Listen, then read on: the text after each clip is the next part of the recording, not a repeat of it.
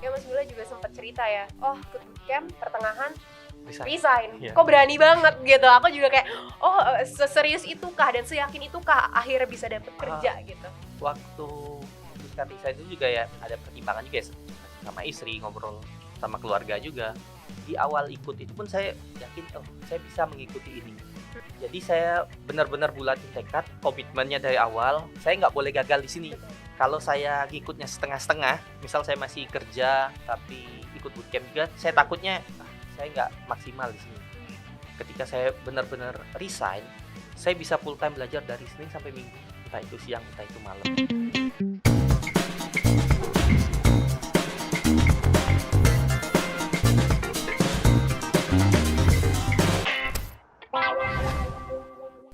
Hai everyone, kembali lagi bersama aku Safira di Deep Talk episode kali ini. Dan hari ini teman-teman kita akan kedatangan lagi nih tamu dari alumninya di Bimbing.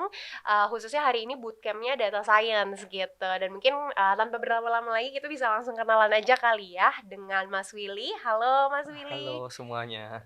Oke, katanya nih Mas Willy hari ini dari Jambi ya? Iya tadi jam 6 pagi sih. Nah, itu Masih dia. jet lag. Masih jet lag. Jadi dari Jambi nih thank you banget udah nyempetin waktunya buat ke kantornya di Bimbing. Mungkin bisa perkenalan dulu kali ya Mas Willy nih sama teman-teman gitu. Mungkin bisa kasih tahu kesibukannya saat ini apa sih gitu. Terus mungkin backgroundnya sedikit lah tentang Mas Willy gitu. Oke. Halo semua, mungkin nama saya Willy Rizkian. Saya dulu kuliahnya di ITB, jurusan Teknik Metalurgi, Fakultas Pertambangan Perminyakan. Setelah lulus itu saya benar-benar berkarir di bidang pertambangan ya. Saya 7 tahun di tambang, kemudian sekarang saya beralih ke bidang data. Sekarang menjadi data scientist di sebuah startup di Jakarta. Wow, keren. Berarti mungkin dari Mas Willy ya, tadi kita juga sebenarnya sempat ngobrol-ngobrol dikit sih sebenarnya off cam gitu. Boleh nggak sih mungkin di-share juga nih awal mula gitu kan, tadi udah 7 tahun gitu bergerak di bidang apa kerjanya tadi Mas? Di tambang. Gitu, terus kuliahnya juga metalurgi gitu. Yeah. Terus akhirnya apa sih yang membuat oke nih kayaknya waktunya untuk berpindah gitu dari karir A ke karir yang data science ini gitu? Kalau pindahnya itu sih pengen pindah ke datanya itu sebenarnya udah lama ya. Waktu di tambang pun sebenarnya ada keinginan buat pindah ke bidang data. Tapi kesempatannya itu belum ada, jadi belum ada keberanian juga. Jadi waktu itu masih takut, nanti gimana setelah ini, di sini udah settle, di tambang udah 7 tahun. Ya posisi udah bagus, benefit bagus dan lain sebagainya. Tapi kejadian ada satu hal itu karena anak pertama saya itu meninggal. Nah, jadi saya nggak mau jauh lagi dari keluarga gitu. Jadi semenjak itu saya memutuskan untuk mencari pekerjaan yang bisa kerja WFA. Yang bisa dari mana aja lah. Itu target akhirnya ya. Bisa dari mana aja. Tapi untuk sementara bekerja misal di Jakarta dan lain, di kantor pun saat ini juga nggak apa-apa gitu. Tapi itu trigger paling besarnya ya. Makanya akhirnya oke deh mau cari pekerjaan yang kayaknya mungkin emang rata-rata sih kalau sekarang digital skill itu kerjanya rata-rata banyaknya emang bisa WFA ya. Bisa dari makanya jauh lah ya. Makanya mungkin akhirnya Mas Willy nyoba mungkin untuk yang kali ini nyobanya data science gitu ya. Oke. Atau mungkin sebenarnya kenapa Mas Willy akhirnya data science, kenapa nggak misalnya digital marketing, misalnya UI UX atau yang lainnya gitu. Jadi di tambang kemarin itu pun karena perusahaan tambangnya itu baru juga ya, baru merintis sekitar mungkin 10 tahunan. Jadi database di sana itu juga belum rapi.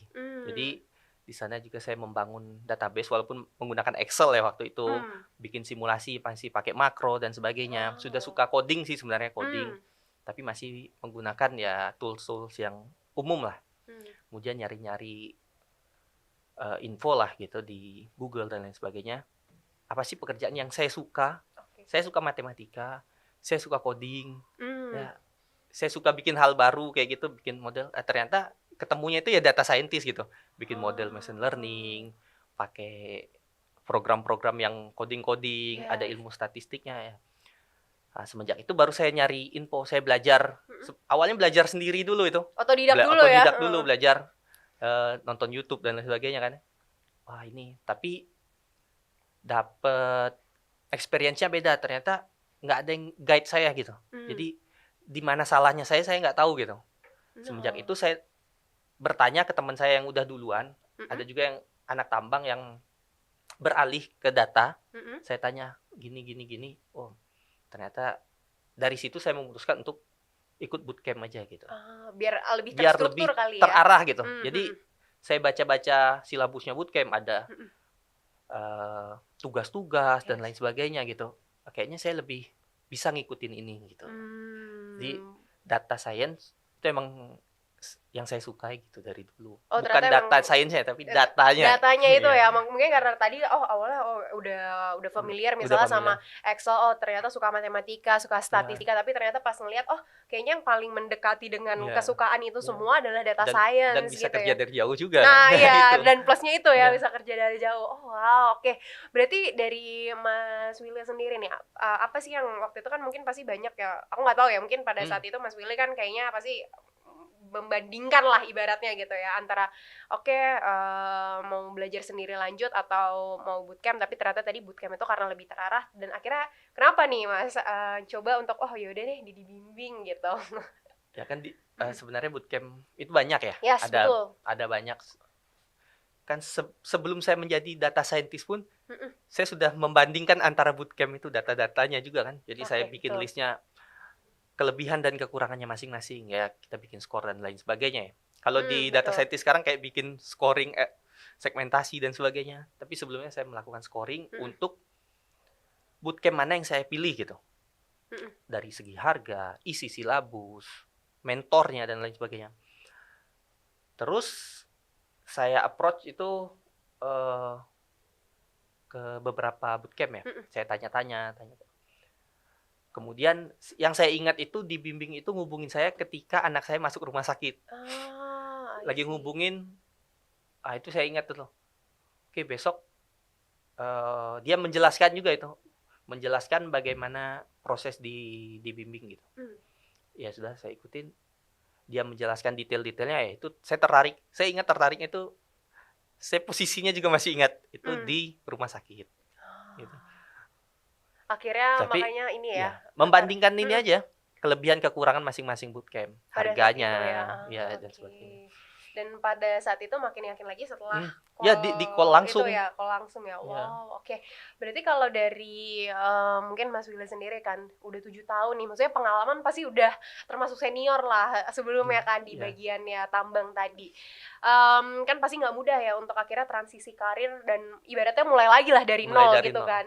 Nah, terus mungkin dari Mas Willy sendiri gitu, gimana sih mungkin bisa share gitu ya sama teman-teman cara memberanikan diri untuk akhirnya komitmen nih mau belajar di bootcamp gitu. Sama sebenarnya tadi ya Mas Willy juga sempat cerita ya, ikut bootcamp pertengahan resign. Kok berani banget gitu. Aku juga kayak seserius itukah dan seyakin itukah akhirnya bisa dapet kerja gitu. Waktu memutuskan resign itu juga ya ada pertimbangan juga ya, konsultasi sama istri, ngobrol sama keluarga juga.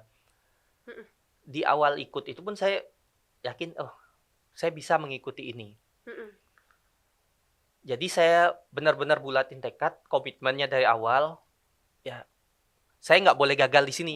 Kalau saya ngikutnya setengah-setengah, misal saya masih kerja tapi ikut bootcamp juga, saya takutnya saya nggak maksimal di sini. Ketika saya benar-benar resign, saya bisa full time belajar dari Senin sampai Minggu, entah itu siang, entah itu malam. Dan saya mikirnya kalau saya nggak bisa dapat kerja dari sini, saya nggak ada pemasukan gitu. Nah, itulah yang memotivasinya supaya bisa belajar inilah dengan baik lah gitu.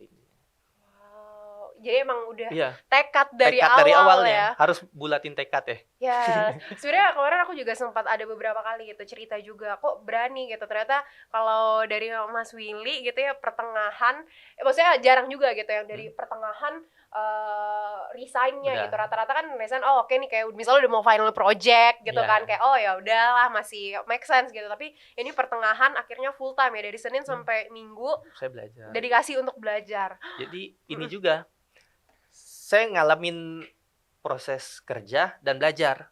Itu nggak maksimal, bikin tugasnya nggak maksimal, ininya. ngikutin mentoringnya nggak maksimal gitu. Ya jadi istri pun setuju gitu. Oh, oke. Istri oke gitu. Ya udah nggak apa-apa.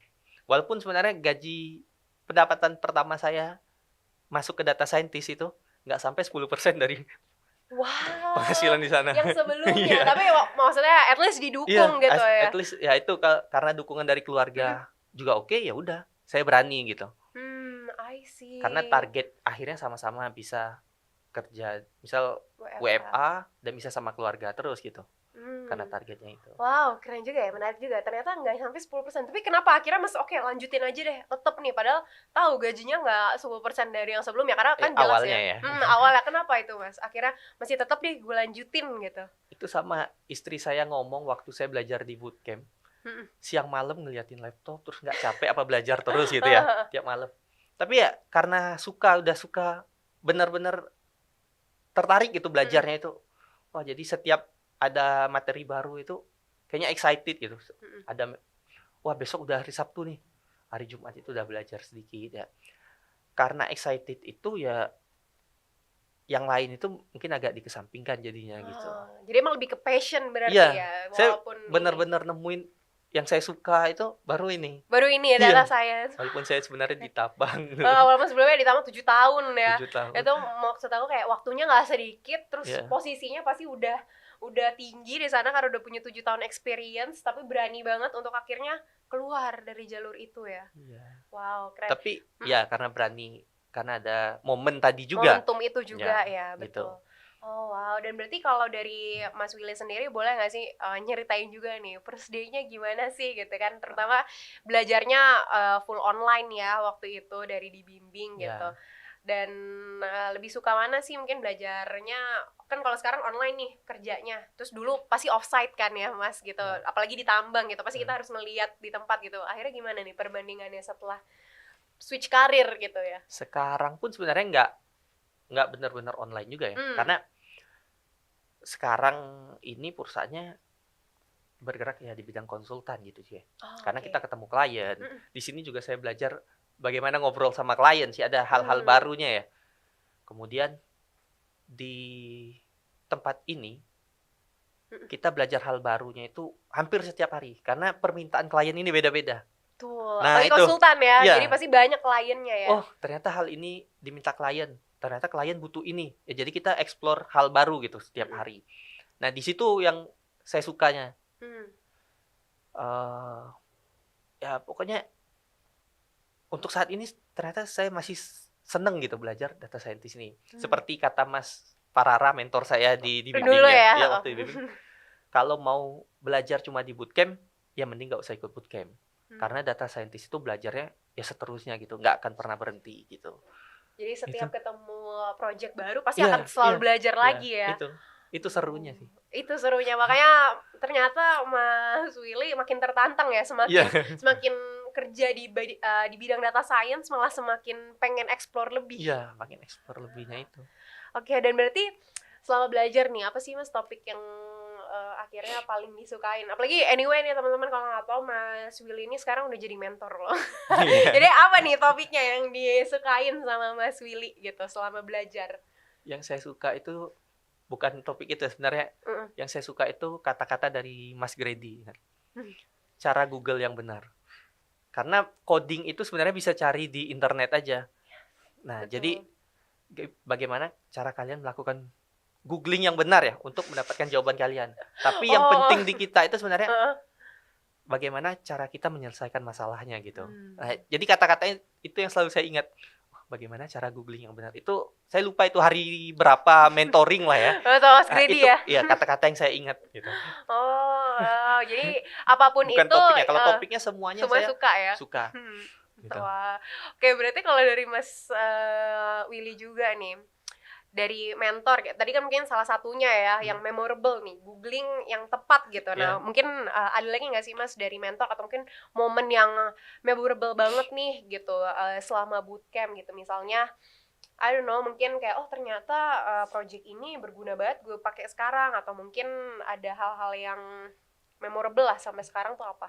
Kalau yang saya ingat sih sebenarnya karena saya di rumah ya, full belajar di rumah.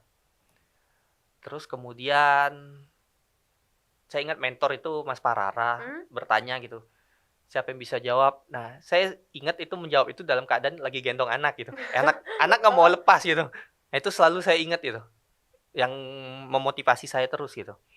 Lagi gendong anak, terus sambil jawab pertanyaan, lagi gendongnya juga sambil main bola gitu. Anak mau lihat main bola, itu momen-momen yang mungkin nggak bisa dilupakan gitu ya. Betul. Kalau waktu mengerjakan final project itu, yang saya nggak bisa lupain, saya selalu ngerjainnya itu malam hari. Karena siang itu pasti ada gangguan. Anak-anak masih bangun ya. Saya selalu bangun tuh biasanya jam 11, jam 12 malam gitu untuk ngerjain. Ya kadang ada bola ya, live bola ya sambil nonton lah gitu. Ya, karena saya suka nonton olahraga atau apa gitu. Jadi bisa ngerjainnya malam gitu. Itu nggak beban sih, tapi seru aja gitu.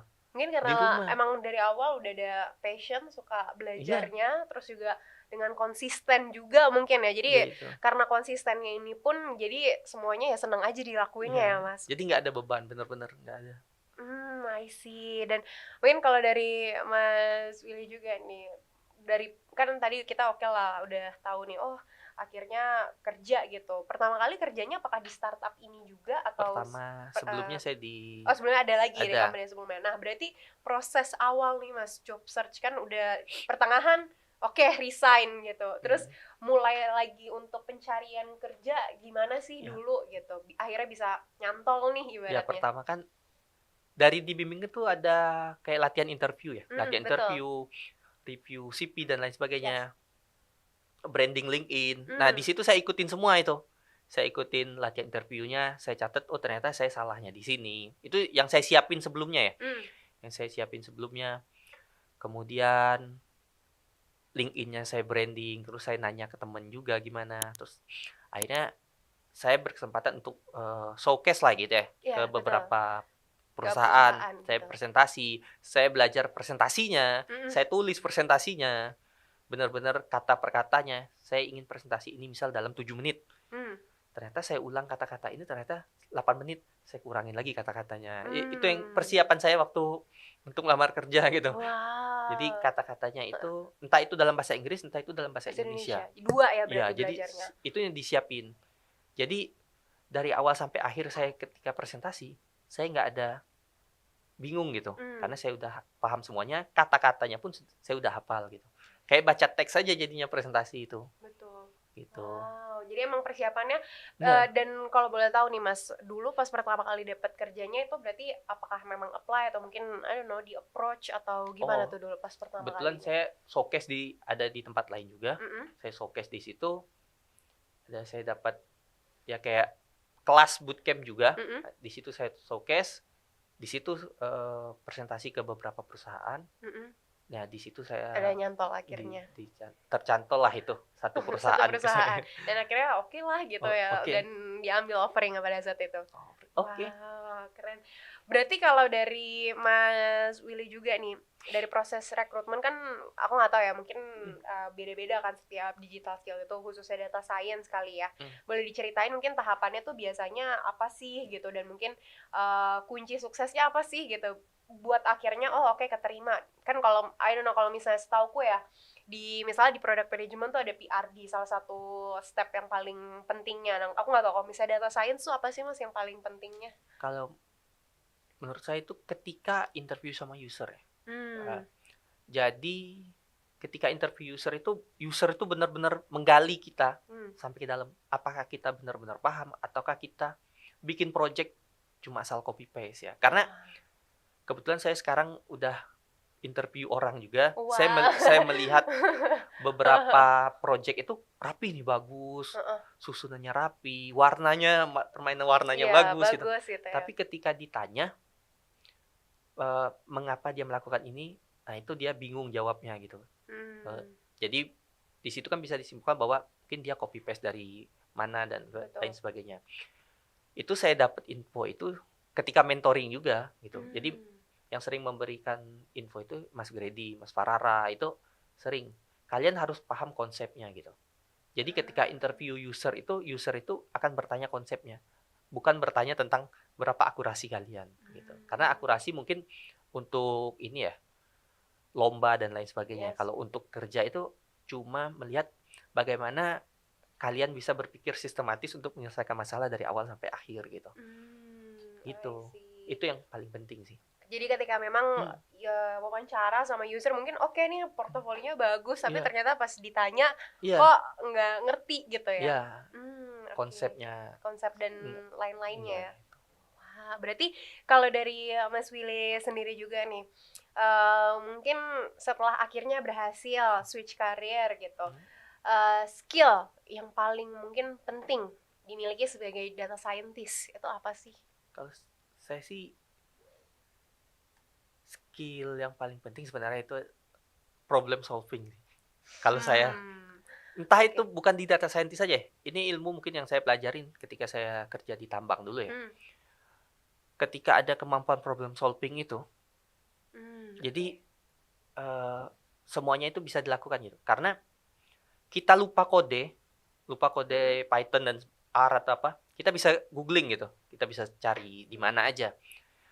Yang penting kan bagaimana kita tahu cara mencarinya. Betul. Tujuannya data scientist itu kan bukan bikin model bagus-bagusan ya, tapi bagaimana menyelesaikan masalah bisnis kan. Betul. Nah itu, bagaimana menyelesaikan masalah urutan dari awal sampai akhirnya gitu. Itu sih sebenarnya ilmu yang paling penting ya. Sama cara berpikir sistematisnya. Jadi tahapan-tahapan dan demi tahapannya itu harus dilalui dengan benar gitu. Dan mungkin ini yang ditanya sama user biasanya Mas. Iya mungkin. Kalau Mas Willy gimana nih sendiri biasanya kayak gitu kah yang ditanya? Kadang saya nanya saya nanya konsep-konsepnya aja dulu gitu. Oke, jadi itu ya teman-teman, mungkin siapa tahu one day akhirnya wawancara sama Mas Willy mungkin itu sebagai salah satu kuncinya ya, akan ditanya itu aja. Problem solving terus kalian harus paham 100% apa yang kalian bikin kan. Tuh, jadi harus paham 100% apa yang kalian bikin. Jangan bingung ketika dijawab berarti ini kayaknya kok bikinan orang lain apa ya gitu ya. Iya, jadi usernya akan mungkin bingung nih bikinan orang lain atau enggak gitu. Oke, dan mungkin setelah Mas Willy nih menjalankan kerja sebagai data science gitu kan, udah berapa lama berarti Mas semenjak kerja pertama kali? Dari September ya. Oh, dari September juga, berarti lulus September? Ya, sebelum saya lulus bootcamp itu saya udah masuk di sana. Sih, udah masuk. Terus berarti udah berapa lama tuh? Mungkin kurang lebih 7 lebih ya, 8 atau 9 lah ya. Selama 8 sampai 9 bulan ini gitu ya. Mungkin dari ekspektasi yang sebelum terjun sampai sekarang realitanya tuh apa sih Mas gitu? Itu sebenarnya awalnya ya. Awal betul. saya pertama mau ikut data science saja itu ekspektasinya saya bisa bikin model-model machine learning ya, bisa bikin prediksi yang kayaknya bagus-bagus gitu. Oke.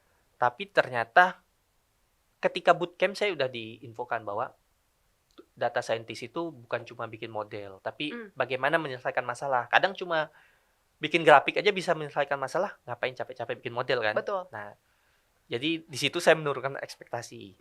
Pas dunia kerja ya ternyata emang nggak selalu bikin model gitu untuk menyelesaikan masalah. Kadang hal yang simpel aja bisa menyelesaikan masalah gitu, nggak perlu butuh waktu yang lama untuk bikin model. Jadi sebenarnya nggak harus plek-ketiplek nih kayak misalnya harus dari 1 sampai 10 ya, machine learning nggak harus selalu kayak gitu ya. Jadi bisa aja kalau nggak butuh ya kenapa harus dibuat gitu ya. Oke, dan mungkin menurut Mas Willy juga nih, kan sekarang AI dan yang lain-lain kayaknya ya kan sekarang kok udah semakin meluas nih digital skill, khususnya mungkin ChatGPT gitu. Mungkin dari Mas Willy ada nggak sih pandangan gitu ya, apalagi AI kan makin gede sekarang gitu, mungkin ada nggak rencana gitu untuk eksplorasi hal-hal tersebut gitu misalnya di masa depan, atau mungkin rencana karirnya ke depan gimana sih gitu? Gitu. Ada sih, kalau saya tertarik itu setelah data scientist kan, kalau saya baca itu jadinya itu antara machine learning engineer atau AI engineer gitu. Sebenarnya saya lebih tertarik awalnya itu ke machine learning engineer sih. Gitu. Tapi kalau AI ini ada kerjaan-kerjaan yang ya di waktu luang saya kadang saya belajar gitu, kayak belajar kayak computer vision dan lain sebagainya. Kemudian kemarin saya nonton YouTube, ternyata saya kepikiran waktu di tambang untuk safety gitu. Wah, di safety ternyata bisa pakai video, ada dia mempelajari gerakan orang yang salah misal gitu ya. Oh, gerakan orang ini salah bisa dideteksi gitu dari AI gitu. Dari AI. Nah, itu yang pengen saya pelajarin juga. Mungkin walaupun saya nggak bekerja di tambang lagi, saya punya banyak teman di sana gitu. Jadi sebenarnya lebih tahu pain point-nya apa pain point-nya. gitu. Saya tahu di sana itu, wah ini nih bahaya. Kalau kita pasang kamera aja, kamera itu bisa deteksi langsung gitu. Kondisi dia itu bahaya, misal di belakang ada forklift dan lain sebagainya. Nah itu saya lagi mempelajari itu computer vision atau apa gitu. Tapi seru sih kayaknya. Keren. Jadi walaupun sekarang udah nggak kerja di situ ya, tapi akhirnya tahu kayaknya pain point-nya kayaknya cocok nih untuk diaplikasiin ke tempat tambang itu, apalagi offset emang pasti banyak banget ya yang kayaknya nggak sesuai sama safety prosedurnya nih gitu ya. Walaupun itu masih misal ide lah, ide kasar lagi bikin mind mapping dan sebagainya, tapi itu bisa terjadi kayaknya gitu. Ya betul, worth to try pasti ya. Wah, oke. Dan berarti kalau dari Mas Willy juga nih, mungkin ada nggak sih pesan dan kesan gitu ya buat teman-teman gitu, mungkin ini yang susah. ya tadi kan mungkin problem solving, tapi sebagai orang nih yang mau mencari kerja, itu mungkin yang paling penting ya nih buat teman-teman nih, apalagi mau switch karir ke bagian data science yang nggak tahu nih, masih buta banget gitu. Apa sih yang mungkin harus dipersiapin khususnya skill-skillnya itu ya? Nggak tahu nih, kira-kira dari Mas Willy ada nggak? Apalagi sebagai mentor ya. Kalau skill ya kayak coding, belajar statistik dan sebagainya, mungkin bisa dapat di bootcamp ya. Mungkin yang bisa saya kasih itu dari pengalaman saya kerja dari sebelumnya sampai saat ini. Yang paling penting itu sebenarnya manajemen waktu. Jadi ketika bootcamp itu dibimbing, saya itu selalu datang misal setengah jam atau 15 menit sebelum. Kenapa? Supaya saya itu bisa segar. Saya nggak buru-buru untuk ngikutin bootcampnya. Jadi waktu mulai bootcamp itu saya udah siap gitu. Mulai kalau Pertamina bilang mungkin dari nol gitu udah siap benar-benar sampai akhir ya. Benar. Saya udah kosongin, saya udah sarapan kan. Biasanya kan jam 9 pagi ya. Betul, 9 kami pagi. Jam 9 pagi saya udah sarapan, udah siapin semuanya. Nah, manajemen waktunya itu. Ketika bikin project pun, nah mungkin banyak yang bilang saya nggak punya waktu gitu. Itu pernah Mas Grady juga disinggung di waktu bootcamp. Bagaimana pengalaman dia membagi waktunya, bagaimana dia struggle-nya. Nah, ya bagi saya sih saya nggak struggle ngerjain malam-malam project. Karena emang saya ngatur waktunya, siang buat keluarganya, malam buat ini. Gitu. Jadi manajemen waktunya itu bukan cuma waktu bikin project, tapi emang ikutin bootcamp dan lain sebagainya.